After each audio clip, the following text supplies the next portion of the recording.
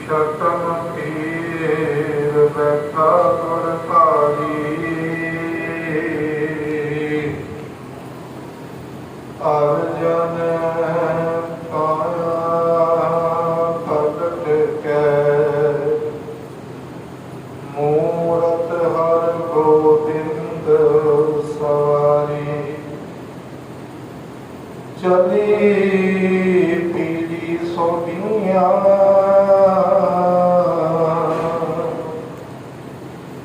रूप दिखावन वारो वारी, दल अंजन गुर सूरमा,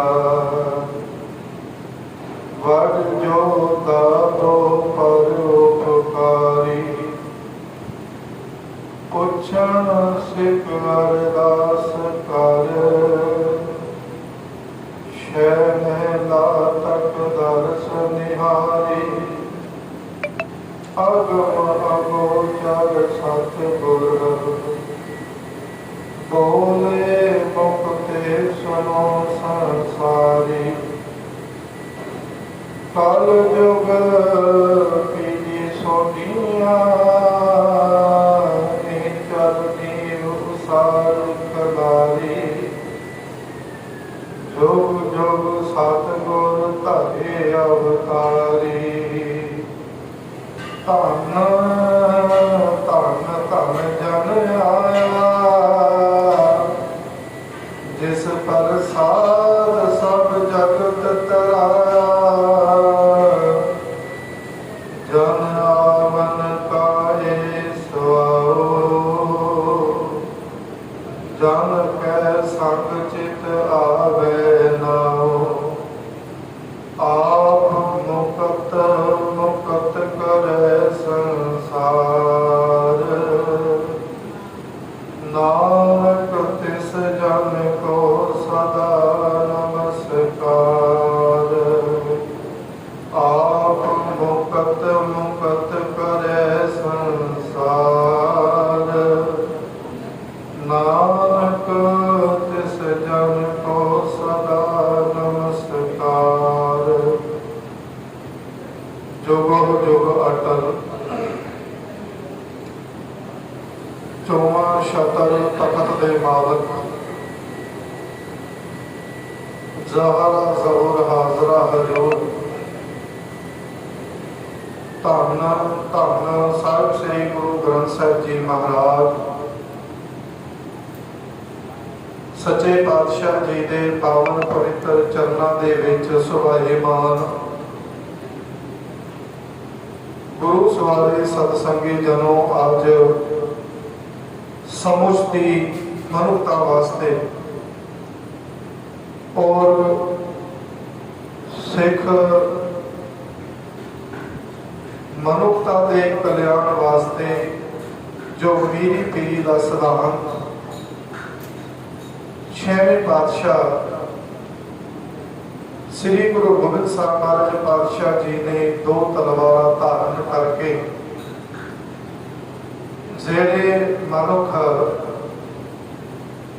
जमीर करके मर चुके सन, जिस समय दे विच आम मनुख नूं शस्त्र धारना, तन दे उत्ते शस्त्र पाना मना सी। उस समय दे विच दल भंजन गुरसूरमा गुरु गोबिंद साहब महाराज पातशाह जी ने तन के उत्ते दो तलवारां धारण कीतियां। अज छेवें गुरुदेव गुरु गोबिंद साहब पातशाह जी का प्रकाश दिहाड़ा है। हर साल की तरह सत बलोक की समूह साध संगत प्रबंधक वीरां दे रल मिल के जो साहिब का प्रकाश दिहाड़ा बहुत ही सत्कार ते भावना सहित आप जी मना रहे हो। सो आओ गुरमुखो, भावें शरीर करके अज आप इस स्थान पर बैठे हुए हाँ, भावना बना के आप जी पंजाब की धरती गुरु की वडाली सुरत जोड़ के उस स्थान पर पहुंचो कि अज माता गंगा जी की मुबारक कुख तो दलों नूं भाजड़ा पाण वाला, दुष्टां दे सिरां नूं भन्नण वाला, जुल्म के खात्मे नूं करन वाला धन साहिब श्री गुरु गोबिंद साहब पातशाह जी ने जन्म धारण करना है। सो आओ गुरमुखो, दो असीस दशमेश पिता गुरु गोबिंद सिंह जी महाराज पातशाह जी की मुकद्दस फतेह प्रवान करो। वाहिगुरु जी का खालसा, वाहिगुरु जी की फतेह। जदों आप सतगुरु जी की बाणी पढ़ते हाँ ते धन धन श्री गुरु अर्जन देव जी महाराज जी का एक बहुत ही पवित्र शब्द है। धन धन साहिब श्री गुरु अर्जन देव जी महाराज फरमान कर रहे हैं, सार धरती भई हरियावली, कि वो धरती बहुत ही भागण वाली है जिथे मेरा सतगुरु बैठा आए, जिथे छेवें पातशाह गुरु गोबिंद साहब पातशाह जी के मुबारक चरण पे हैं, वो गुरु की वडाली धरती। सार धरती भई हरियावली, जिथे मेरा सतगुरु बैठा आए, से जंत भये हरियावली, जिन्हें मेरा सतगुरु देखिया जाए। जंत का भाव है कि वो गुरु के सिख, वो गुरुमुख जन बहुत ही बड़े भागों वाले हैं। एक तो धरती भागों वाली गुरु की वडाली, जिथे गुरु गोबिंद साहब जी के चरण पे हैं, ते धरती के नाल नाल सतगुरु जी कह रहे वो जी भी भागों वाले ने, उत्तम कर्मां वाले हैं, जिन्हों ने आके बाल उम्र के विच धन गुरु गोबिंद साहब पातशाह जी के दीदार किए हैं। से जंत पे हरियावले, जिन्हें मेरा सतगुरु देखिया जाए। ते मारे धन धन पिता, धन धन गुरु अर्जन देव जी महाराज गुरु गोबिंद साहब पातशाह जी के पिता जी, आप जी धन हो, आप जी धन हो। तुहाडे गृह विखे दलों नूं भाजड़ा पाण वाला धन श्री गुरु गोबिंद साहब पातशाह जी ने जन्म धारण किया। धन धन पिता, धन धन कुल, सोडी कुल भी धन है, जिस कुल के अंदर गुरु गोबिंद साहब पातशाह जी ने जन्म लिया। धन धन पिता, धन धन कुल, धन धन सो जननी, जननी का अर्थ है मां, माता गंगा जी, आप जी धन हो। आप जी की मुबारक कुख तो गुरु गोबिंद साहब पातशाह जी ने जन्म धारण किया। असलत दे विच गुरमुख हो, जदों आप इतिहास नूं पढ़दे हां, दुनिया दे अंदर इस्त्री दे झोली दे विच, भागां दे विच मां बनना एक बहुत बड़ा कर्म मन्निया गया है। ते जदों आप इतिहास नूं पढ़दे हां कि गुरु अर्जन देव जी महाराज पातशाह जी के सपुत्र गुरु गोबिंद साहब पातशाह जी के उत्ते उन्होंने सके ताए ने जिहड़े मारू हमले कराए ने, ये गुरमुखो ईरखा जी है, एक गल्ला उस वेले प्रारंभ नहीं हुई कि गुरु गोबिंद साहब जी का जन्म होया। जिहड़ा पिरथी चले ईरखा गुरु अर्जन पातशाह जी के नाल ये शुरू तो ही करते। धन धन गुरु रामदास महाराज पातशाह जी के गृह विखे 3 पुत्रा का जन्म होया, जिन्हों दे विच बाबा पिरथी चंद, बाबा महादेव ते धन श्री गुरु अर्जन देव जी महाराज पातशाह। हुण गुरु अर्जन देव जी महाराज पातशाह जी जिहड़े हैं अपने पिता नूं गुरु मान के उन्हां दा आदर सत्कार करते हैं। जिथे गुरु रामदास पातशाह पिता ने गुरु अर्जन देव जी दे, उत्थे गुरु अर्जन देव जी महाराज गुरु जान के सदा अपने पिता गुरुदेव के चरणों में जुड़े रहते हैं ते उन्हां दे हुक्म नूं कमाउंदे हैं। गुरु को समा आया, गुरु रामदास पातशाह जी ने गुरियाई जिहड़ी है अपने बड़े पुत्र पिरथी चंद नूं नाम दे के आज्ञाकारी पंचम पातशाह गुरु अर्जन देव जी महाराज पातशाह नूं गुरियाई का तिलक दिता। ते आपां गुरबाणी विच शब्द पढ़दे हां कि गुरु अर्जन शतर आप परमेश्वर दिया। वे गुरु अर्जन देव जी दे उत्ते जिहड़ा शतर झुलिया, जिस गुरु गद्दी के उत्ते गुरु अर्जन पातशाह विराजमान, ये परमात्मा ने आप गुरियाई का तिलक दिता है। शतर ते चवर जिहड़े ने आप परमेश्वर ने चुलाए हैं। ਹੁਣ ਗੁਰੂ ਅਰਜਨ ਦੇਵ ਜੀ ਮਹਾਰਾਜ ਤਖਤ ਦੇ ਉੱਤੇ ਜਦੋਂ ਜਾਨਸ਼ੀਨ ਹੁੰਦੇ ਨੇ, ਗੁਰਗੱਦੀ ਦੇ ਉੱਤੇ ਵਿਰਾਜਮਾਨ ਹੁੰਦੇ ਹਨ, ਗੁਰੂ ਅਰਜਨ ਪਾਤਸ਼ਾਹ ਜੀ ਦਾ ਵੱਡਾ ਭਰਾ ਪ੍ਰਿਥੀ ਚੰਦ ਜਿਹੜਾ ਹੈ ਗੁਰੂ ਪਾਤਸ਼ਾਹ ਜੀ ਤੋਂ ਈਰਖਾ ਪ੍ਰਾਰੰਭ ਕਰ ਦਿੰਦਾ ਹੈ। ਧੰਨ ਗੁਰੂ ਅਰਜਨ ਦੇਵ ਜੀ ਮਹਾਰਾਜ ਜਦੋਂ ਹਰਿਮੰਦਰ ਸਾਹਿਬ ਦੀ ਉਸਾਰੀ ਕਰਦੇ ਨੇ, ਸਰੋਵਰ ਦੇ ਵਿਚਕਾਰ ਧੰਨ ਸ੍ਰੀ ਹਰਿਮੰਦਰ ਸਾਹਿਬ ਜੀ ਜਦੋਂ ਉਸਾਰੀ ਹੋ ਗਈ, ਗੁਰਮੁਖ ਵਿਆਹ ਨੂੰ ਤਕਰੀਬਨ 16 ਸਾਲ ਹੋ ਚੁੱਕੇ ਨੇ। 16 ਸਾਲ ਬਾਅਦ ਗੁਰੂ ਗੋਬਿੰਦ ਸਾਹਿਬ ਜੀ ਦਾ ਜਨਮ ਹੋਇਆ। ਹੁਣ ਜਦੋਂ 16 ਸਾਲ ਪ੍ਰਾਰੰਭ ਹੋ ਗਏ ਨੇ ਤੇ ਇੱਧਰ ਹਰਿਮੰਦਰ ਸਾਹਿਬ ਬਣ ਕੇ ਤਿਆਰ ਹੋ ਗਿਆ, ਗੁਰੂ ਗ੍ਰੰਥ ਸਾਹਿਬ ਜੀ ਦਾ ਪ੍ਰਕਾਸ਼ ਹੋ ਚੁੱਕਿਆ ਹੈ ਤੇ ਇੱਧਰ ਗੁਰੂ ਅਰਜਨ ਦੇਵ ਜੀ ਮਹਾਰਾਜ ਪਾਤਸ਼ਾਹ ਤੇ ਮਾਤਾ ਗੰਗਾ ਜੀ ਉਹਨਾਂ ਨੇ ਕੇਸ਼ੀ ਇਸ਼ਨਾਨ ਕੀਤਾ ਤੇ ਨਾਲ ਹੀ ਉਹਨਾਂ ਦਾ ਵੱਡਾ ਭਰਾ ਨਾਲ ਵਿੱਚ ਕਮਰੇ ਵਿੱਚ ਰਹਿੰਦਾ ਹੈ ਪ੍ਰਿਥੀ ਚੰਦ। ਪ੍ਰਿਥੀ ਚੰਦ ਦੀ ਘਰਵਾਲੀ ਦਾ ਨਾਮ ਹੈ ਬੀਬੀ ਕਰਮੋ। ਹੁਣ ਰਿਸ਼ਤੇ ਦੇ ਵਿੱਚ ਜੇਠਾਣੀ ਹੈ ਮਾਤਾ ਗੰਗਾ ਜੀ ਦੀ। ਹੁਣ ਪ੍ਰਿਥੀ ਚੰਦ ਦੇ ਘਰੇ ਵਿੱਚ ਇੱਕ ਪੁੱਤਰ ਨੇ ਜਨਮ ਲਿਆ ਜਿਹਦਾ ਨਾਮ ਹੈ ਮਹਿਰਬਾਨ। ਹੁਣ ਗੁਰੂ ਅਰਜਨ ਦੇਵ ਜੀ ਮਹਾਰਾਜ ਤੇ ਮਾਤਾ ਗੰਗਾ ਜੀ ਮਹਿਰਬਾਨ ਨੂੰ ਬਚਪਨ ਤੋਂ ਹੀ ਆਪਣਾ ਪੁੱਤਰ ਜਾਣ ਕੇ ਉਹਦੀ ਪਰਵਰਿਸ਼ ਕਰਦੇ ਨੇ। ਬਚਪਨ ਤੋਂ ਹੀ ਦੇਖੋ ਕਿਸੇ ਪ੍ਰਕਾਰ ਦੀ ਈਰਖਾ ਨਹੀਂ ਗੁਰੂ ਅਰਜਨ ਦੇਵ ਜੀ ਤੇ ਮਾਤਾ ਗੰਗਾ ਜੀ ਦੇ ਅੰਦਰ। ਔਰ ਇੰਨਾ ਕੁ ਪ੍ਰੇਮ ਕਰਦੇ ਨੇ ਮਾਤਾ ਗੰਗਾ ਜੀ ਮਹਿਰਬਾਨ ਨੂੰ ਕਿ ਜਿਸ ਤਰ੍ਹਾਂ ਉਹਨਾਂ ਦਾ ਆਪਣਾ ਸਕਾ ਪੁੱਤਰ ਹੋਵੇ। ਇੱਕ ਦਿਨ ਇੱਕ ਨੌਕਰਾਣੀ ਘਰ ਵਿੱਚ ਪੋਚਾ ਮਾਰ ਰਹੀ ਹੈ ਤੇ ਉਸਨੇ ਅਚਾਨਕ ਕਰਮ ਨੂੰ ਪੁੱਛ ਲਿਆ ਕਿ ਮੈਨੂੰ ਇਹ ਦੱਸੋ ਵੀ ਤੁਹਾਡੇ ਪੁੱਤਰ ਨੂੰ ਗੁਰੂ ਅਰਜਨ ਪਾਤਸ਼ਾਹ ਤੇ ਮਾਤਾ ਗੰਗਾ ਜੀ ਬਹੁਤ ਪ੍ਰੇਮ ਕਰਦੇ ਨੇ ਔਰ ਇਹਨਾਂ ਦੇ ਘਰ ਵਿੱਚ ਕੋਈ ਔਲਾਦ ਨਹੀਂ, ਤੇ ਕੀ ਇਹ ਗੁਰਿਆਈ ਜਿਹੜੀ ਤੁਹਾਡੇ ਪਤੀ ਨੂੰ ਮਿਲਣੀ ਸੀ ਛੋਟੇ ਭਰਾ ਗੁਰੂ ਅਰਜਨ ਪਾਤਸ਼ਾਹ ਜੀ ਨੂੰ ਮਿਲ ਗਈ, ਕਿ ਇਹ ਗੁਰਿਆਈ ਮੁੜ ਕੇ ਤੁਹਾਡੇ ਘਰ ਵਿੱਚ ਆਵੇਗੀ? ਕਿਉਂਕਿ ਉਹਨਾਂ ਦੇ ਘਰ ਵਿੱਚ ਤੇ ਕੋਈ ਔਲਾਦ ਨਹੀਂ। ਗੁਰੂ ਅਰਜਨ ਪਾਤਸ਼ਾਹ ਜੀ ਦੇ ਘਰ ਵਿੱਚ 16 ਸਾਲ ਵਿਆਹ ਨੂੰ ਹੋ ਚੁੱਕੇ ਨੇ।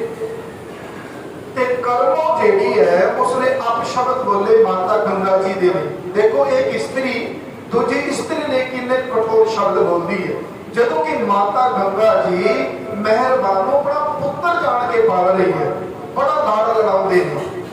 ਤੇ ਗੁਰਮੁਖ ਜਦੋਂ ਕਰਮੋ ਨੇ ਸ਼ਬਦ ਬੋਲਿਆ ਕਿ ਇਹ ਤਾਂ ਇਸ ਤਰ੍ਹਾਂ ਹੈ ਜਿਵੇਂ ਬੰਜਰ ਜ਼ਮੀਨ ਨਹੀਂ ਹੁੰਦੀ, ਬੰਜਰ ਜ਼ਮੀਨ ਆਪਾਂ ਕਹਿੰਦੇ ਜਿਹਦੇ ਵਿੱਚ ਕੋਈ ਫਸਲ ਨਹੀਂ ਹੁੰਦੀ। ਕਹਿੰਦੇ ਨੇ ਮਾਤਾ ਗੰਗਾ ਜੀ ਦਾ ਜਨਮ ਜਿਹੜਾ ਜੀਵਨ ਇਸ ਤਰ੍ਹਾਂ ਦਾ ਜਿਵੇਂ ਬੰਜਰ ਜ਼ਮੀਨ ਹੋਵੇ, ਇਹਦੇ ਘਰ ਵਿੱਚ ਕਦੇ ਵੀ ਔਲਾਦ ਨਹੀਂ ਆਵੇਗੀ, ਇਹਦਾ ਅੰਸ਼ ਵੰਸ਼ ਨਹੀਂ ਚਲੇਗਾ। ਤਾੜੀ ਮਾਰ ਕੇ ਕਰਮੋਂ ਨੇ ਸ਼ਬਦ ਬੋਲੇ, ਇਹ ਜਿਹੜੀ ਗੁਰਿਆਈ ਦਾ ਮਾਣ ਗੁਰੂ ਅਰਜਨ ਪਾਤਸ਼ਾਹ ਤੇ ਗੰਗਾ ਜੀ ਕਰਦੇ ਨੇ, ਇੱਕ ਦਿਨ ਇਹ ਗੁਰਿਆਈ ਮੁੜ ਕੇ ਸਾਡੇ ਘਰ ਵਿੱਚ ਆਵੇਗੀ ਤੇ ਗੁਰਿਆਈ ਦਾ ਮਾਲਕ ਮੇਰਾ ਪੁੱਤਰ ਮਹਿਰਬਾਨ ਗੁਰੂ ਬਣੇਗਾ। ਜਦੋਂ ਇਹ ਸ਼ਬਦ ਬੋਲੇ ਤੇ ਮਾਤਾ ਗੰਗਾ ਜੀ ਨੇ ਕੇਸ਼ੀ ਇਸ਼ਨਾਨ ਕੀਤੇ ਹੋਇਆ ਤੇ ਮਾਤਾ ਜੀ ਆਪਣੀ ਛੱਤ ਦੇ ਉੱਤੇ ਚੜੇ ਹੋਏ ਨੇ। ਹੁਣ ਕੰਨਾਂ ਵਿੱਚ ਉਹ ਸ਼ਬਦ ਪਏ ਕਿ ਮਾਤਾ ਗੰਗਾ ਜੀ ਦੇ ਲਈ ਸ਼ਬਦ ਬੋਲ ਰਹੀ ਹੈ ਕਿ ਤਾਂ ਜੀਵਨ ਤਾਂ ਇਸ ਤਰ੍ਹਾਂ ਦਾ ਹੈ ਜਿਵੇਂ ਬੰਜਰ ਜ਼ਮੀਨ ਹੁੰਦੀ ਹੈ ਤੇ ਕੁੱਖ ਵਿੱਚੋਂ ਕਦੇ ਵੀ ਕੋਈ ਔਲਾਦ ਨਹੀਂ ਜਨਮ ਲਵੇਗੀ, ਇਹਦਾ ਕੋਈ ਅੰਸ਼ ਵੰਸ਼ ਨਹੀਂ ਚਲੇਗਾ। ਹੁਣ ਦੇਖੋ ਗੁਰੂ ਦੇ ਮਹਿਲ ਮਾਤਾ ਗੰਗਾ ਜੀ ਅੱਖਾਂ ਦੇ ਵਿੱਚ ਨੀਰ ਅੱਜ ਬੈਰਾਗ ਵਿੱਚ ਆਏ ਨੇ। ਦੇਖੋ 16 ਸਾਲ ਤੱਕ ਮਾਤਾ ਗੰਗਾ ਜੀ ਨੇ ਅੱਖਾਂ ਵਿੱਚ ਅੰਜੂ ਨਹੀਂ ਲਿਆਏ ਕਿਉਂਕਿ ਮਹਿਰਬਾਨ ਨੂੰ ਆਪਣਾ ਪੁੱਤਰ ਸਮਝਦੇ ਨੇ। ਪਰ ਕਰਮੋ ਜਿਹੜੀ ਹੈ ਉਹ ਇੰਨੀ ਈਰਖਾ ਮਾਤਾ ਗੰਗਾ ਜੀ ਦੇ ਨਾਲ ਰੱਖਦੀ ਹੈ। ਗੁਰੂ ਅਰਜਨ ਮਹਾਰਾਜ ਬਾਦਸ਼ਾਹ ਸਾਹਿਬ ਦਾ ਸਮਾਂ ਹੋਇਆ ਤੇ ਗੁਰੂ ਅਰਜਨ ਦੇਵ ਜੀ ਮਹਾਰਾਜ ਸੰਗਤ ਵਿੱਚੋਂ ਜਦੋਂ ਆਪਣੇ ਮਹਿਲਾਂ ਵਿੱਚ ਆਉਂਦੇ ਨੇ ਤੇ ਮਾਤਾ ਗੰਗਾ ਜੀ ਦੀ ਅੱਖਾਂ ਵਿੱਚ ਅੰਜੂ ਹੈ, ਉਹ ਰੋ ਰਹੇ ਹਨ। ਤੇ ਗੁਰੂ ਅਰਜਨ ਮਹਾਰਾਜ ਪਾਤਸ਼ਾਹ ਜੀ ਨੇ ਪੁੱਛਿਆ, ਗੰਗਾ ਜੀ ਮੈਂ ਅੱਜ ਤੱਕ ਤੁਹਾਡੀ ਅੱਖਾਂ ਵਿੱਚ ਪਾਣੀ ਨਹੀਂ ਵੇਖਿਆ, ਮੈਂ ਤੁਹਾਡੀ ਅੱਖਾਂ ਸਿਜਲ ਨਹੀਂ ਵੇਖੀਆਂ, ਅੱਜ ਤੁਹਾਡੇ ਗਲਾ ਭਰਿਆ ਹੋਇਆ ਅੱਖਾਂ ਵਿੱਚ ਨੀਰ ਕਿਉਂ? ਤੁਸੀਂ ਬਹੁਤ ਬੈਰਾਗ ਵਿੱਚੋਂ ਕੁਝ ਬੋਲਦੇ ਨਹੀਂ। ਤੇ ਮਾਤਾ ਗੰਗਾ ਜੀ ਨੇ ਆਪਣੇ ਜਿਹੜਾ ਪੱਲਾ ਸੀ ਉਹ ਅੱਗੇ ਕਰਕੇ ਤੇ ਦੋਵਾਂ ਗੋਡਿਆਂ ਦੇ ਭਾਰ ਬਹਿ ਕੇ ਗੁਰੂ ਅਰਜਨ ਪਾਤਸ਼ਾਹ ਜੀ ਦੇ ਅੱਗੇ ਹੱਥ ਜੋੜ ਕੇ ਤਰਲਾ ਕੀਤਾ, ਇੱਕ ਅਰਦਾਸ ਕੀਤੀ। ਦੇਖੋ ਉਸ ਤੋਂ ਪਹਿਲਾਂ ਅਰਦਾਸ ਨਹੀਂ, ਪਰ ਅਰਦਾਸ ਉਦੋਂ ਜਦੋਂ ਕਰਮੋ ਜਠਾਣੀ ਸਕੀ ਮਾਤਾ ਗੰਗਾ ਜੀ ਦੇ ਲਈ ਸ਼ਬਦ ਬੋਲਦੀ ਹੈ ਕਿ ਇਹਦਾ ਜੀਵਨ ਬੰਜਰ ਜ਼ਮੀਨ ਵਰਗਾ ਹੈ, ਇਹਦੀ ਅੰਸ਼ ਵੰਸ਼ ਨਹੀਂ ਚਲੇਗੀ, माता गंगा जी ने कहा कि मेरे सतगुर तुसी सारियां दी झोली भरन वाले हो, तुहाडे घर विच कोई भी खाली नहीं जाता, तुसी धी पुत्रा दे दानी हो। अज सतगुर जी मैं भिखारी बन के तेरे अगे झोली अड़ के मैं पुत्र दी दात तेरे दर ते मंग रही हां, किरपा कर। ते गुरु अर्जन पातशाह कहने लगे गंगा जी अज तो पहला कदे तुसी कोई वर नहीं मंगया, अज अचानक क्यों क्यों तुहाडे अंदर फुरना बढ़िया वे मेरे घर विच औलाद होवे। ते माता गंगा जी ने सारी वारदात दसी कि मैं मेहरबान अपना पुत्र जान के पालदी हां, जिठानी दा सत्कार करदी हां, जेठ दा सत्कार करदी हां, पर मेरी जिठानी कर्मों ने मेरे लिए ये अपशब्द बोले ने कि अर्जन दी अंश वंश नहीं चलेगी, इहदे घर विच कोई औलाद नहीं जन्म लवेगी। ते गुरु अर्जन महाराज पातशाह जी कहणगे कर्मो कहते तू अपशब्द बोले ने ते वेख एक दिन गुरु नानक फरियाद जरूर सुनेगा। गुरु नानक दे घर विच जो भी सरदा भावना आता है गुरु नानक उसको निराश नहीं भेजदा। ते माता गंगा जी कह लगे सतगुर तुसी दीन दुनिया दे मालक हो, तुहाडे घर विच सारियां दातां ने, मेरे ते दया करो, मेरी झोली विच भी पुत्र दी दात पाओ जो कि मेरी कुख नूं भाग लगे, साडा अंश वंश आगे चले। हुण गुरमुखो गुरु अर्जन महाराज पातशाह आप समर्थ गुरु हैं। जब आपां बाणी पढ़दे हां ना साचे साहिबा क्या नहीं घर तेरा, घर तां तेरा सब कुछ है, जिस दे सो पावे आपके सतगुरु मेरा सदा सदा, क्योंकि गुरु जेड़ा सदा ही दाता देण वाला है। आपां शब्द पढ़दे हां गुरु नानक देव जी दा कि हे गुरु परमेश्वर जी देंदा दे लैंदे थक पाए, जुगा जुगंतर खाही खाए, कि परमेश्वर दे दर ते हर दाता मौजूद है। गुरु अर्जन महाराज पातशाह कह लगे गंगा तू घबरा ना, देख गुरु नानक दे चरण छू प्राप्त करने वाला अथक गुरु नानक दा प्यारा सिख बाबा बूढ़ा साहिब जी अपनी भीड़ विच ने ओ भगती दे सोमे हन, ओ भगती विच ओत पोत ने, उन्होंने गुरु नानक दे दीदार कीते ने, गुरु नानक दे चरनां विच रह के सेवा कीती वे। गंगा तू जा साडे प्यारे बाबा बूढ़ा साहिब जी पासों गुरु नानक दे चरनां विच अरदास कर।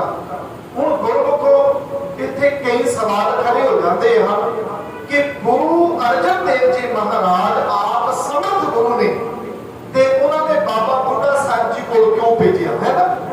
असलियत दे विच गुरमुखो कारण की है, देखो दाता आप समर्थ गुरु है, पर जो अपने सिख नूं वडियाई देनी होवे ते गुरु इस तरह की खेड रचदा। कारण की सी, क्योंकि बाबा बूढ़ा साहिब जी नूं गुरु ग्रंथ साहिब जी के ताबियां दा हैड ग्रंथी गुरु अर्जन पातशाह जी ने थाप दिता सी। ते जदों बाबा बूढ़ा साहिब जी गुरु ग्रंथ साहिब जी के ताबियां बह गए ते गुरु अर्जन पातशाह आप थले बैठे, इन्ना अदब सत्कार गुरु दे वजीर दा। ते गुरु अर्जन पातशाह जी कहने कि बाबा बूढ़ा साहिब जी तो वो सिख ने जिन्हां ने गुरु नानक के दर्शन कीते ने, काफी लंबा समा जिहड़े गुरु नानक के चरणों च रह के सेवा करते रहे। दूजा वो गुरु ग्रंथ साहिब जी के वजीर ने, तो उन्हां कोलों अरदास करा, उन्हां दी कीती अरदास गुरु नानक दे दर ते प्रवान होवेगी।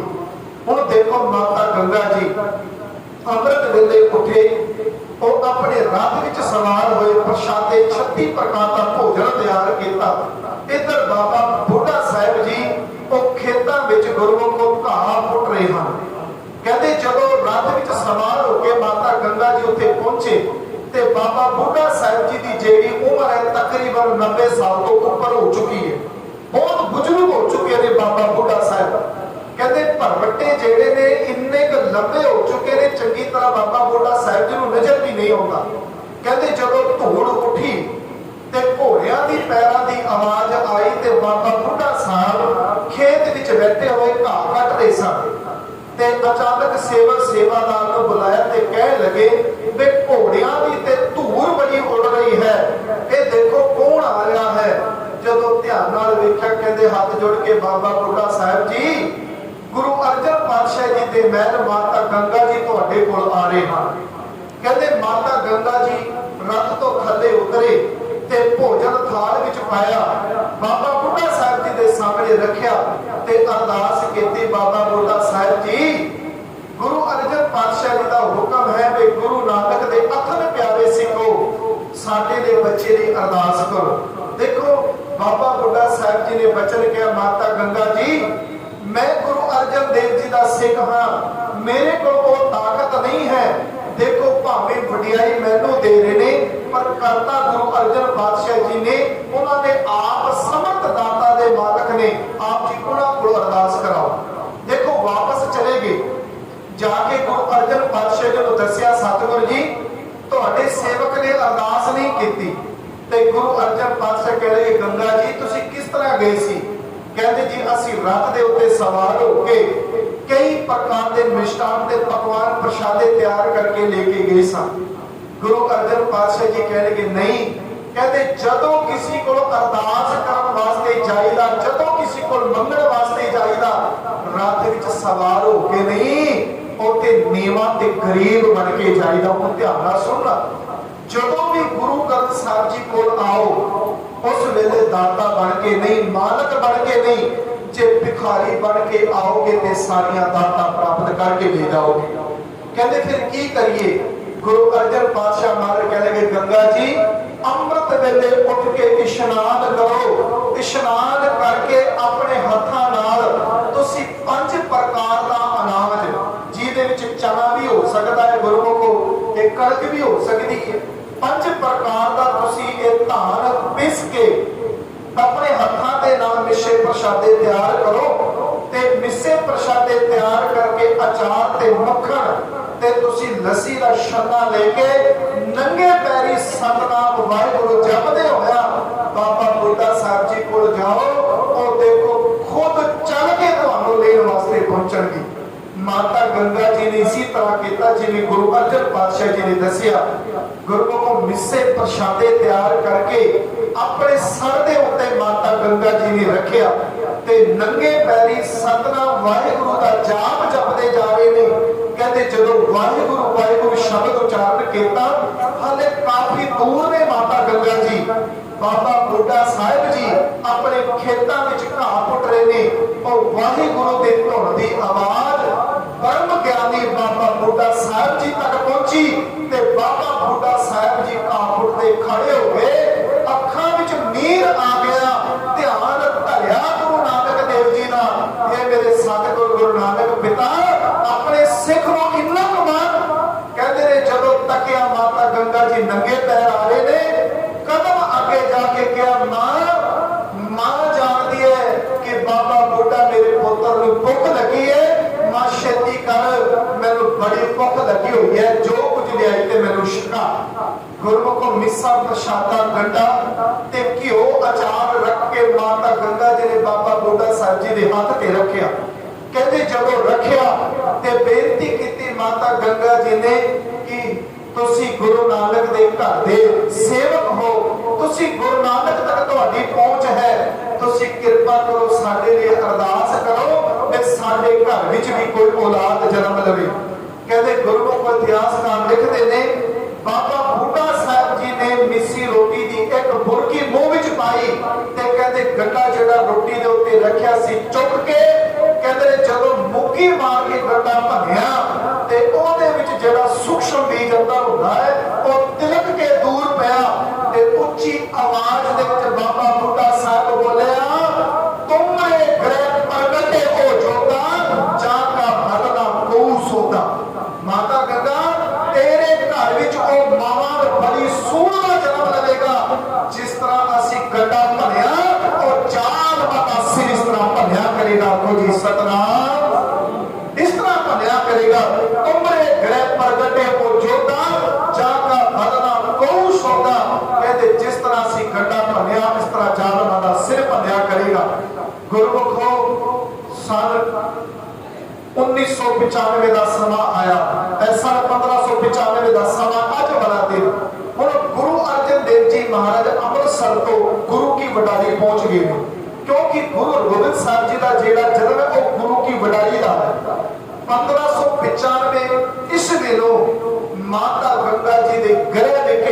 वाले दिन मेरी पीरी के मालक गुरु गोबिंद साहब जी का जन्म होया। हुण देखो जदों गुरु गोबिंद साहब जी का जन्म होता है तो काफी शब्द जिहड़े ने ना गुरु अर्जन देव जी महाराज जी ने गुरु गोबिंद साहब जी को संबोधित करके उच्चारण किए हैं। कहते हैं गुरु अर्जन पातशाह संघासन के उत्ते बैठे हुए इधर गुरु गोबिंद साहब जी का जन्म होया। सिखा ने आके बधाई देती, सतगुरु जी तुहानू बधाई होवे। महाराज कह लगे हस के की होया? कहते तुहाडे घर पुत्र ने जन्म लिया। महाराज ढोल बगाइए, गीत गाइए।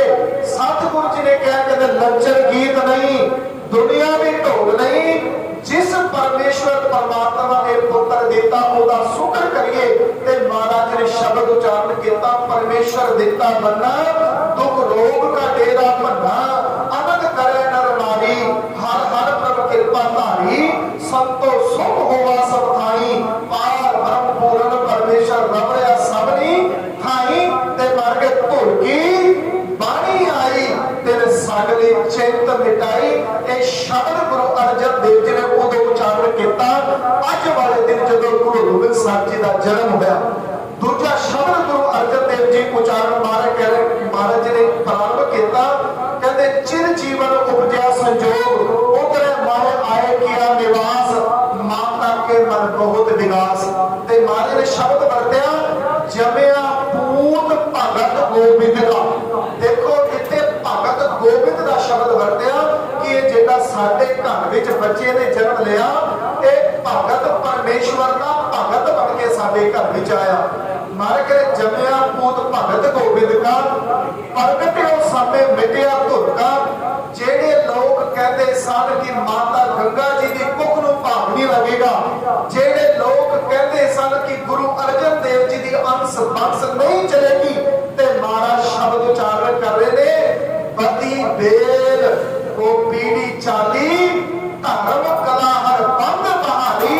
ये दुनिया के लोगों जेड़े कह रहे सन गुरु अर्जन देव जी की पीढ़ी नहीं चलेगी, देखो मेरे घर विच गोबिंद का भगत आया है, ते धर्म कला हर बंद बहाली, धर्म की कला बच चुकी है।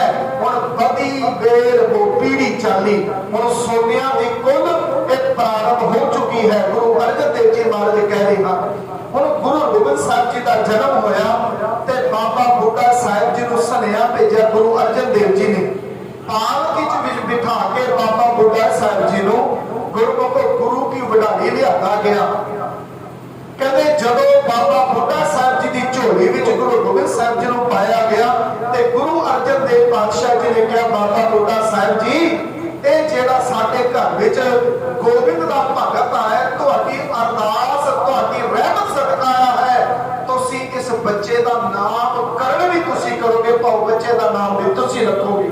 हुण बाबा बुढ़ा साहब जी ने बालक धन गुरु गोबिंद साहब पातशाह जी के चेहरे वाल तकिया ते बाबा बुढ़ा साहब हस पे ते गुरु अर्जन पातशाह मान के कह लगे बाबा साहब जी तुसी बच्चे के चेहरे वाल वेख के हसे क्यों? ते गुरु बाबा बुढ़ा साहब जी कह लगे सतगुरु जी ये जेड़ा बच्चा तुहाडे घर विच आया है ये आम बच्चा नहीं।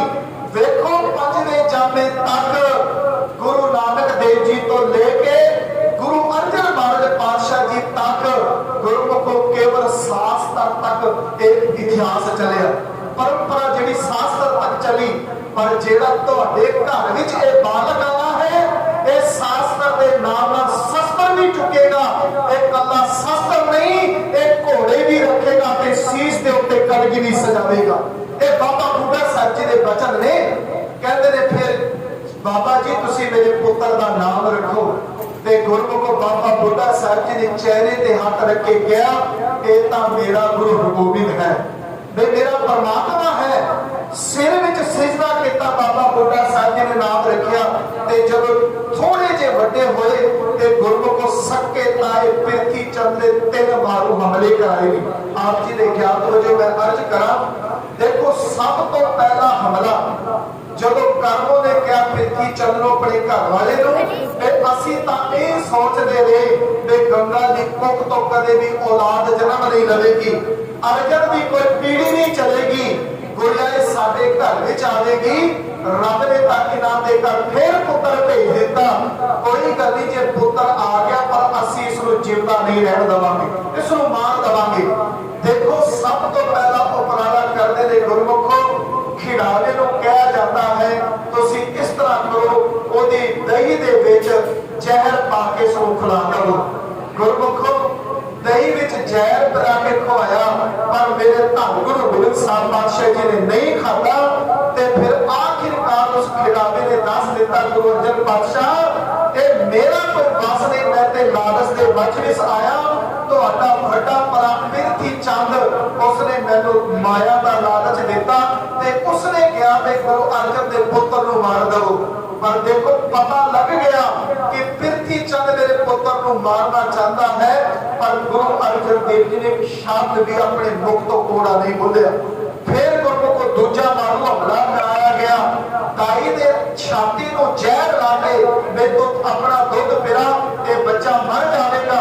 पर करनी परमात्मा की इहो जी होई जिस दे उत्ते अकाल पुरख दा हत्थ होवे, और जिहड़ी अकाल पुरख दी जोत होवे उसनूं कोई नहीं मार मुका सकदा। कहते ने जहर ने उल्टा असर किया, दाई नूं जहर चढ़िया ते तड़प तड़प के प्राण त्याग लगी। ते गुरु अर्जन पातशाह जी ने पूछा मेरे पुत्र नूं क्यों मारन आई? ते दाई ने कहा इशारा करके मैं नहीं, ये तुहाडे वड्डे भरा पिरथी चंद ने मैनूं लालच दिता तां मैं मारन वास्ते आई। गुरु को तीजा बार हमला कराया गया, एक सपेरे नूं जहरीला सप दे के जिस कमरे दे विच गुरु गोबिंद साहब पातशाह जी बाहरों गुरेज दे विच खेडदे ने, तुसीं जहरीला सप छड़ दवो, ਉਹ ਸੱਪ ਕੱਟੇ ਕੱਟੇਗਾ ਤੇ ਇਹਨਾਂ ਦੀ ਮੌਤ ਹੋ ਜਾਵੇਗੀ। ਕਹਿੰਦੇ ਜਦੋਂ ਕਮਰੇ ਵਿੱਚ ਸੱਪ ਛੱਡਿਆ, ਗੁਰਮੁਖ ਕੋਲ ਇਤਿਹਾਸ ਗਵਾਹ ਹੈ ਹਾਲੇ 5 ਸਾਲ ਦੀ ਉਮਰ ਗੁਰੂ ਗੋਬਿੰਦ ਸਾਹਿਬ ਜੀ ਕਹਿੰਦੇ ਜ਼ਹਿਰੀਲੇ ਸੱਪ ਦਾ ਮੂੰਹ ਫੜ ਕੇ ਇੰਨੀ ਜ਼ੋਰ ਨਾਲ ਕੁੱਟਿਆ, ਉਹ ਜਿਹੜਾ ਸੱਪ ਸਤਿਗੁਰ ਜੀ ਨੂੰ ਕੱਟਣ ਵਾਸਤੇ ਆਇਆ ਸੀ ਉਸਨੇ ਤੜਪ ਤੜਪ ਕੇ ਪ੍ਰਾਣ ਤਿਆਗ ਦਿੱਤੇ। ਪਰ ਗੁਰੂ ਗੋਬਿੰਦ ਸਾਹਿਬ ਪਾਤਸ਼ਾਹ ਜੀ ਦਾ ਸੱਪ ਵੀ ਬਾਹਰ ਵਿੰਗਾ ਨਹੀਂ ਕਰ ਸਕਿਆ।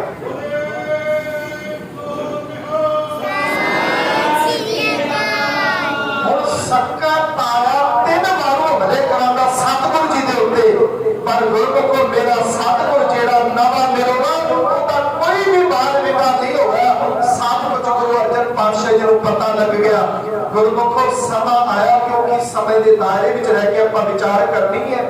समा आया इधर जागीर ने जुल्म दी हवेली चलाई, गुरु अर्जन महाराज पातशाह जी की गिरफ्तारी के वारंट जारी हो गए। इधर गुरु अर्जन महाराज पातशाह जी ने शहीदी की जान पीण तो पहला गुरियाई जी अपने पुत्र गुरु गोबिंद साहब पातशाह जी को दे दी। जदों गुरियाई का तिलक दिता उस वेले उम्र केवल 11 साल की गुरु गोबिंद साहब जी की। हुण देखो तख्त ते जानसीन गुरु गोबिंद साहब पातशाह जी होए, इधर गुरु अर्जन पातशाह जी को तत्ती तवी के उत्ते बिठा के आपां पिछले दिनों में विचार करके गए सन। तत्ती तवी के उत्ते बिठा के उपर दे देग विच उबारिया गया, केसां विच गरम रेत पाई गई। मेरे सतगुरु जी को के इन्हां ज़ालिमां ने शहीद कर दिता। इधर गुरु गोबिंद साहब पातशाह जब तख्त के उत्ते जानसीन होए ते बाबा बुड्ढा साहिब हुण गुरु गोबिंद साहब पातशाह भावें उम्र 11 साल की, देखो 5वें जामे तक लोकी कहते ने कि की लोड़ पई सी जे गुरु नानक पातशाह जी ने शस्त्र नहीं चुकिया, गुरु अंगद देव जी ने शस्त्र नहीं चुकिया, गुरु अमरदास जी ने शस्त्र नहीं चुकिया, गुरु रामदास जी ने शस्त्र नहीं चुकिया, गुरु अर्जन देव जी ने भी शस्त्र नहीं चुकिया, तो गुरु गोबिंद साहब पातशाह जी ने क्यों शस्त्र चुकिया? की लोड़ पै गई? सुन ध्यान नाल सुनिया। एक शब्द गुरु गोबिंद साहब जी का है, इम बनियों में गरीब निवाज। ध्यान नाल सुनना जी, गुरु गोबिंद सिंह जी के बचन ने। सतगुरु जी कहते इम बनियों में गरीब निवाज, शस्त्र के अधीन है राज।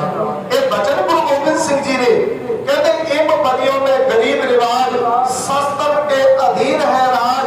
ए मोरी आज्ञा सुनो तुम प्यारे, बिना तेग केस देहो ना दिदारे, बिना शस्त्र के संग नरक भेज जानो, कह कान ताक दो किते ना सिधा दो। ते गुरु गोबिंद सिंह जी कह रहे ए मोरी आज्ञा सुने सो सोई तिसै इक्स पूरी सदै जान सोई। क्योंकि जदों जालम गुरमुखो शास्त्र नाल ना मने, जदों जालम शहीदी दे के भी ना मने, ते फिर गुरमुखो गुरु घर की रवायत है पहले शास्त्र नाल समझाया जाता है, फिर शहीदी दे के समझाया जाता है। जदों शास्त्र नाल ना मने, शहीदी दे के भी ना मने, ते फिर महाराज गुरु गोबिंद सिंह चूकार अज हमिल ते दर गुजस हलाल अस्त गुरदर में शमशीर पास कहते उस वेले शमशीर नु हथ पाना लाजमी है।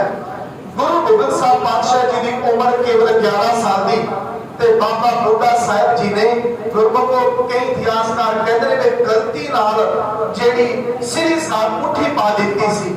नहीं गुरमुखो बाबा बुढ़ा साहब ब्रह्म ज्ञानी ने उस तरह की गलती कदे नहीं कर सकते। हुण जदों बाबा बुढ़ा साहब जी ने गुरु गोबिंद साहब जी के तन के उत्ते मेरी ते पीरी की 2 तलवारां पाइयों का कारण की सी? थोड़ा ध्यान नाल सुनना, इतिहास वही है। कारण यह सी कि एक पासे दिल्ली का तख्त है, शायद आप जी को पता होवे, बच्चे पढ़े लिखे बैठे हुए ने भी जिहड़ा ये औरंगजेब का तख्त या जागीर का या दिल्ली का तख्त है ना, इसकी ऊंचाई 9 फुट है। ध्यान नाल सुन लेना जी, इसकी ऊंचाई कितनी है? 9 फुट। पर जिहड़ा गुरु गोबिंद साहब जी ने अकाल तख्त बनाया, इसकी ऊंचाई कदे देखिया तुसीं कितनी है? 12 फुट। हुण देखो दुनियावी राजे का तख्त 9 फुट का, पर अकाल तख्त जिहड़ा 12 फुट का ऊंचा रखिया। देखो दिल्ली के तख्त के उत्ते बैठ के जुल्म की अंधेरी ते जुल्म किया जाता है, अकाल तख्त के उत्ते बैठ के जुल्म का नाश किया जाता है। देखो गुरमुखो एक विचारन वाला विषय है। दूसरी गल, गुरु उस समय के अंदर केवल बादशाह ही तलवार पहन सकता, जेड़ा तन के उत्ते शस्त्र जेड़ा ये हुक्म केवल बादशाह वास्ते सी, आम बंदियां वास्ते नहीं सिपाही पाते सन। पर धन गुरु गोबिंद साहब पातशाह जी ने मेरी और पीरी की जेड़ियां 2 तलवारां पाइयां, मेरी का अर्थ है राज। जिस राज के उत्ते बैठ के केवल राजा तलवार धारण कर सकता है उसको मेरी कहा जाता है। जेड़ी जुल्म ने चुकी जा, जुल्म का खात्मा करने चुकी जाए, ते पीरी का अर्थ है भगती। महाराज ने कहा जिथे शास्त्र है उत्ते शस्त्र भी अत जरूर है। ते इतिहासकार लिखता है गुरु गोबिंद साहब पातशाह जी ने मेरी पीरी की 2 तलवारां पाइयां, ते गुरु गोबिंद साहब जी के पोतरे गुरु गोबिंद सिंह जी ने 2 धारा का खंडा चुकिया। देखो मेरी ते पीरी।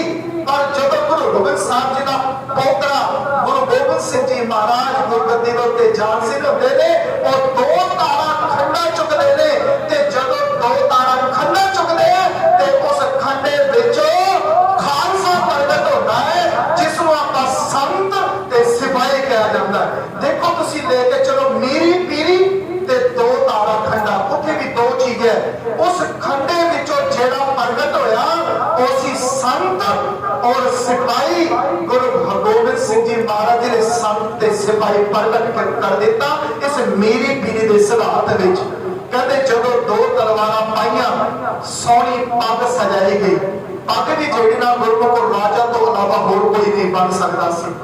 गुरु हरगोबिंद साहब महाराज पातशाह ने हुक्म किया कि साडे चरणां विच ना ते कोई कीमती भेटा लेके आवे, गुरमुख ना कोई धन लेके आवे, ना कोई कीमती वस्त्र लेके आवे। कहते साडा हुक्म है। गुरु गोबिंद साहब जी 11 साल की उम्र विच कहते जदों भी सिख साडे दर्शनां वास्ते आवे उस सोहणे घोड़े, सोहणे शस्त्र, सोहणियां सोहणियां श्री साहब और साडे चरणां विच शस्त्र भेटा करे, ना कोई कीमती वस्त्र ते ना कोई कीमती धन साडे चरणां विच रखे। ते महाराज ने हुक्म किया। सतगुरु हरगोबिंद साहब पातशाह जी जदों गुरगद्दी ते जानसीन होए, सोहनी पग सजाई गई। गुरमुख इतिहासकार लिखते हैं चिट्टे दस्तार सजाई गई गुरु गोबिंद साहब जी के शीश के उत्ते। कहते जदों सोहनी कलगी लगी ते नत्था ते अब्दुल के दोवां सके भरा ने ढड गाउण वाले सन। कहते गुरमुख जदों सतगुरु जानसीन ने ते ढड्डा नत्था ते अब्दुल्ला दोवां सामने खड़े होके कह लगे, कहते 2 तलवारां फदियां ओ दुनिया दे लंगो, देखो शास्त्र और शस्त्र का सम्मेलन होने लगे। लिखा है, कहते दो तलवारां बत्तियां, एक मीरी दी एक पीरी दी, एक अजमत दी एक राज दी, एक राखी करे वजीर दी, हिकमत बाहा कोट डर दरबारा फलक बखीर दी। पग तेरी सोहनी लग रही है तेरी दस्तार गुरु गोबिंद साहब पातशाह, पग तेरी की जागीर दी। एक पासे दिल्ली के तख्त दे उत्ते बैठा जुलमी राजा, ओदे सामने तेरी पग सोहनी लग रही है, ओदी पग भी फिक्की पै गई, ओदा सिंहासन भी फिक्का पै गया। गुरु गोबिंद साहब पातशाह कितना क सोहना तेरा स्वरूप लग रहा। गुरमुखो गुरु गोबिंद साहब पातशाह जी ने सिपाही रखने प्रारंभ किए, घोड़े रखने प्रारंभ किए, शस्त्र विद्या जी अपने सिखा सिखलाई दी। ते गुरमुखो गुरु गोबिंद साहब पातशाह जी ने अकाल तख्त की सिरजना की। क्यों? क्योंकि जेड़ा ये जागीर दिल्ली का तख्त है, इत्थे गुरमुखो गरीबां की कोई फरियाद सुनने वाला नहीं। गुरु गोबिंद साहब महाराज पातशाह आप अकाल तख्त के सामने बैठते ने ते गरीबां मजलूमां की फरियाद सुनते ने ते राजा वांगू फैसला करते हैं। कहते जदों जागीर नूं जाके दसिया बे गुरु अर्जन देव जी का सपुत्र गुरु गोबिंद साहब पातशाह, कहते उन्होंने राजा महाराजा वांगू शस्त्र धारण किए हुए हैं, तुहाडे वांगू कलगी भी सजाई हुई है, तुहाडे वांगू दरबार भी सजाते ने। जागीर तेरे दरबार विच कोई फैसला लेके नहीं आउंदा, जा जाके देख फैसले ता गुरु गोबिंद साहब पातशाह करते ने, सच्ची सरकार फैसला करते, उत्थे सच्चा फैसला होता है। गुरमुखो तख्त दे उत्ते गुरु गोबिंद साहब विराजमान ने ते महाराज मजलूमां की फरियाद सुन के फैसला सुनाउंदे ने। कला गुरु गोबिंद साहब पातशाह जी ने 4 जंगा लड़ियां ते 4 जंगा जेड़ियां सन, 4 दी 4 दे विच जित प्राप्त की गुरु गोबिंद साहब पातशाह जी ने। गुरमुखो दिल्ली की धरती ते गुरु गोबिंद साहब पातशाह इस करके रवान होते हैं क्योंकि जागीर नूं अपने राज भाग का खतरा पै जाता है। जिथे दिल्ली विच मजनू टीला है, इत्थे ही गुरु गोबिंद साहब पातशाह ठहरे सन। जिथे एक गरीब घानी जदों जागीर नूं मिलते ने दिल्ली की धरती ते दिल्ली की धरती ते जागीर दर्शन करता है ते फिर बहुत ज्यादा प्रभावित होता है गुरु गोबिंद साहब जी ते। फिर शिकार खेडन वास्ते जाते ने। फिर एक गरीब भाई जेड़ा गुरु गोबिंद साहब जी के दर्शन करने वास्ते आता है ते वो गलती नाल जागीर दे तंबू में चला जाता है और रख के घाह ते कहता है कि सच्चे पातशाह मेरा जन्म मरण का खेड़ा मुका दो। ते जागीर कहता है हस के, कहते गुरु दे सिखा मैं सच्चा पातशाह नहीं, मैं केवल बादशाह हाँ। क्योंकि प्रभावित हो गया गुरु गोबिंद साहब को वचन सुनने वाले ने। कहते मैं सच्चा पातशाह नहीं, मैं कला बादशाह हाँ, मैं मुक्ति नहीं दे सकता, दुनिया का सुख दे सकता, धन चाहिए, होर कुछ चाहिए मेरे दर तो मिल सकता है। जे मुक्ति ते सच्चे पातशाह को मिलना है ते नाल दे तंबू विच गुरु गोबिंद साहब जी दे चरणों विच जा। फिर गरीब भाई पड़ रख के मत्था टेकदा है ते फिर महाराज जी का नाम पढ़दा सच्चा पातशाह। ये उस समय नाम पैदा है जब एक गरीब भाई घाह दे नाल मत्था टेकदा है ते फिर चरणों विच अरदास करदा है महाराज तुसी सच्चे पातशाह हो, तुसी गरीब निवाज हो, गरीबां नूं निवाजण वाले हो, कृपा करो मैं बड़ी आस रख के तेरे दर ते आया, मेरे जन्म मरण के कीड़े मुका दे। फिर गुरु गोबिंद साहब पातशाह उस गरीब भाई का लोक ते परलोक सवाल देते ने। इस करके गुरबाणी विच कहा 5 प्याले 5 पीर, 5 पीर का अर्थ है 5 पीर भाव गुरु नानक तो लेके गुरु अर्जन देव जी तक। पर मारे 5 प्याले 5 पीर है जेड़ा 6वां गुरु आया छठम पीर बैठा गुरु भारी। ए भारी गुरु है। क्यों भारी गुरु है? क्योंकि 5वें जामे तक किसी ने शस्त्र नहीं चुकया, पर 6वां गुरु इस करके भारी हो गया। एक घोड़े ते सवार होता है, ये राजा महाराजा वांगू कलगी सजाउंदा है, ये राजा महाराजा वांगू दरबार सजाउंदा है, ये राजा महाराजा वांगू अकाल तख्त दी सिरजना करता है, ये राजा महाराजा वांगू मजलूमां दी फरियाद सुनदा है, ये राजा महाराजा वांगू एक उपदेश भी देता है। इस करके छठम पीर बैठा गुरु भारी। पर दुनिया के लोगों सुनो, अर्जन काया पलट के केवल शरीर चेंज होया, अर्जन काया पलट के मूरत हर गोबिंद सवारी। ते जेड़े कहंदे सर पीढ़ी नहीं चली, चली पीढ़ी सोडियां, किस तरह रूप दिखावन वारा वारी। तन भंजन गला भाजड़ा पान वाला गुरु गोबिंद साहब, तन भंजन गुर सोहना बद जोता वो परोपकारी। आओ गुरमुखो जिते शब्द विच क्या महाराज नूं परोपकारी, वाकई गुरु गोबिंद साहब बहुत परोपकारी ने। तुसी भी भावना बना के अज अरदास करो गुरु गोबिंद साहब जी के चरणों में, वो बहुत बड़े परोपकारी ने। तुहाडियां झोलियां भी खुशियां नाल भर देणगे। सतगुरु जी रहमत करन, सबना दी हाजरी अपने दर ते प्रवान करनी। धन गुरु गोबिंद साहब पातशाह सबना दे परिवार सुख शांति बरतावनी, सबना दियां झोलियां विच रहमतां दियां दातां पाणियां, सबना दे खजाने भरपूर करने। सो मेरी पीरी दे मालक गुरु गोबिंद साहब पातशाह जी दे प्रकाश दिहाड़े दियां समूह साध संगत नूं लाख लाख बधाई होवे, लाख लाख बधाई होवे। सो मैं कोटान को शुक्र धन्नवाद गुरु ग्रंथ साहब पातशाह जी